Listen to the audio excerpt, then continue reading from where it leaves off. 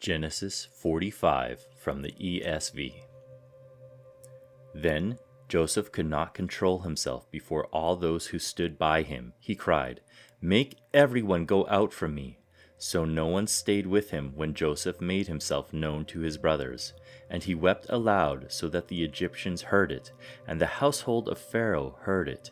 And Joseph said to his brothers, "I am Joseph. Is my father still alive?"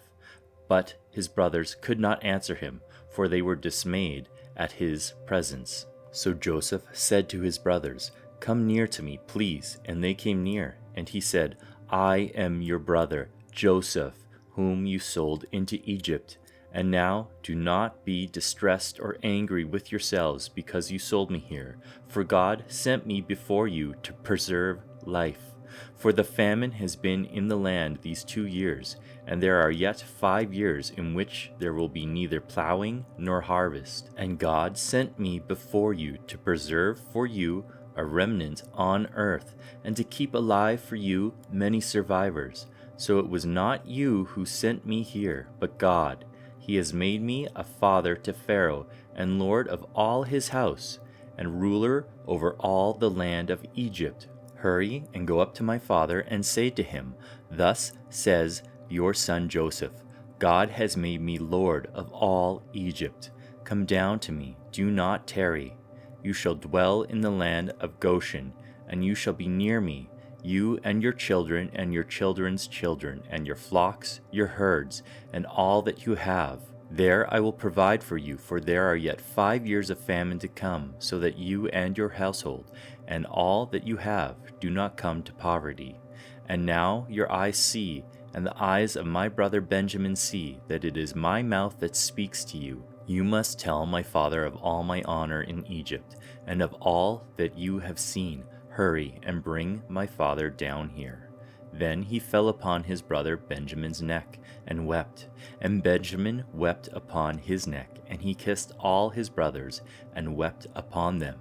After that his brothers talked with him. When the report was heard in Pharaoh's house, "Joseph's brothers have come," it pleased Pharaoh and his servants. And Pharaoh said to Joseph, "Say to your brothers, 'Do this: load your beasts and go back to the land of Canaan, and take your father and your households and come to me, and I will give you the best of the land in Egypt, and you shall eat the fat of the land.' And you, Joseph, are commanded to say, 'Do this: take wagons from the land of Egypt for your little ones and for your wives, and bring your father and come.